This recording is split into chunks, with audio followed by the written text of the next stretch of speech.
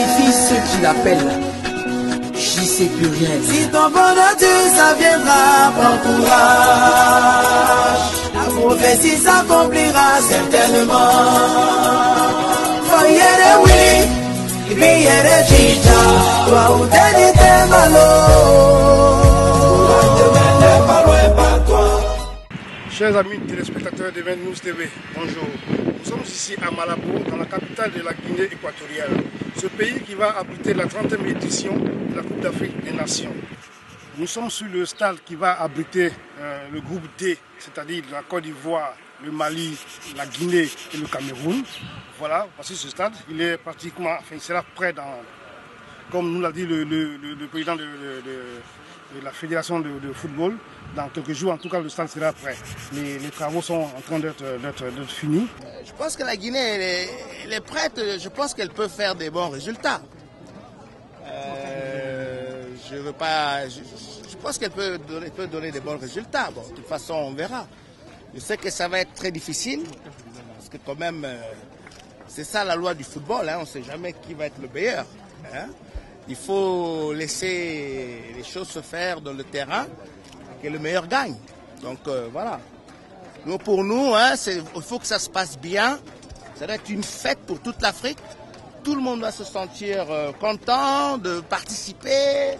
Hein, vraiment, il faut que nous, les Africains, on doit toujours soutenir notre Coupe d'Afrique, hein, et pas faire ce qui a failli arriver. Hein, de peu, on allait perdre la Coupe d'Afrique. Et la Guinée a pris ses décisions. Hein, et vous voyez l'effort qu'on a fait en moins de 2 mois. Hein, nous allons faire tout le nécessaire pour que cette coupe puisse se réaliser. Et voilà, donc c'est comme ça, on ne doit jamais laisser des événements importants comme ça, qui sont nos événements les plus importants le sport roi de l'Afrique, du continent africain, hein, faire que ça ne puisse pas se dérouler, sachant que c'est une activité, c'est un sport que tout le monde est très passionné. Et voilà, donc nous allons faire que ça puisse se dérouler les moyens les plus corrects possibles et avec tous les efforts, tous les moyens que nous avons pour que tout le continent puisse suivre un très bon football. Et c'est ça le plus important. Et voilà, donc nous allons tout organiser pour que ça se passe le mieux possible. Non, je suis Emmanuel Boutchouin, je suis le responsable technique d'une entreprise de prestation de services basée en Guinée équatoriale. Donc l'entreprise principale qui s'occupe de l'entretien du stade nous a donc confié les tâches de réaménagement de ce stade. Ça veut dire qu'on essaie de voir ce qui ne va pas en réaménage, du point de vue technique, avec toutes les infrastructures techniques qui sont installées dans le domaine de l'électricité, du courant faible sur la téléphonie, le réseau informatique et autres. Donc réaménagement du point de vue peinture, il fallait quand même donner une nouvelle image aux installations et tel que vous voyez, on a carrément l'impression que c'est un stade tout neuf.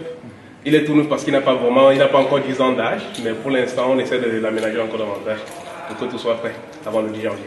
Je suis déjà ému, déjà content de votre recherche sur le sport partout en Afrique.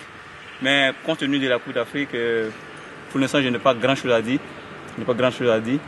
Comme le travail est en train de se passer, et pour l'instant, compte tenu du niveau aussi sportif des joueurs africains, nous pensons que nous allons évoluer dans le même sens. Et la Coupe d'Afrique va s'aborder dans les bonnes conditions. En tant qu'Ivoirien, ton pronostic? Côte d'Ivoire. En tant que ton pronostic, qui va gagner la Coupe d'Afrique? Oui, la Côte d'Ivoire. Sûr? Sûr. Et je voulais encore souligner que je suis à Malabo. Oui. Je compte évoluer cette année dans un club. Et je dis encore à mes frères ivoiriens qui sont en Côte d'Ivoire de toujours persévérer dans le métier qu'ils ont choisi. Et je pense que Dieu va nous donner suite. Okay. Je salue aussi mes connaissances qui vont me voir à la télé. À Nanéré. Je suis là, bien en forme. Okay. Voilà. Okay. Merci beaucoup. Merci. Aujourd'hui, je suis dans ma 10e année aussi en Guinée équatoriale. Okay. Oui, évoluant à Konangui. Renacimento, aujourd'hui qui n'existe plus, qui a été champion. Entré en pro de Champions League africain, bien sûr. Vous ne me direz pas le contraire, qui va gagner la Coupe d'Afrique? Ah, ça vous bien, nous savons tous. C'est qui? Le grand pays de la nation de football, le Cameroun, bien sûr. Le Cameroun, bien sûr. Oui, et la Côte d'Ivoire? La Côte d'Ivoire, bon, c'est vrai, c'est un frère, c'est un petit frère au Cameroun. nous souhaitons nous rencontrer en finale avec ce pays-là parce que c'est un frère voisin. Nous entendons très bien. Merci. Merci beaucoup. Ça sera vraiment dur parce qu'il n'y a pas d'équipe faible. Ouais. Tout le monde va venir pour gagner. Donc, on ne peut pas dire qu'un tel est faible, celui-ci est fort. Non, mais on ne sait pas. C'est comme ce qu'on a vu en 2012. Votre pronostic quand même? Bon, je pourrais dire Ghana-Congo. Même pas Côte d'Ivoire, Cameroun? Bah, un des deux va rester. Okay. Après, peut-être arriver un peu devant, un des deux sera éliminé. C'est ce que je pense. En tout cas, merci beaucoup. Okay. Et puis bonne carrière footballistique. Merci beaucoup. Okay. Donc voilà, chers amis spectateurs d'Event News, c'était Tidiane Oula depuis Malabo pour Event News TV.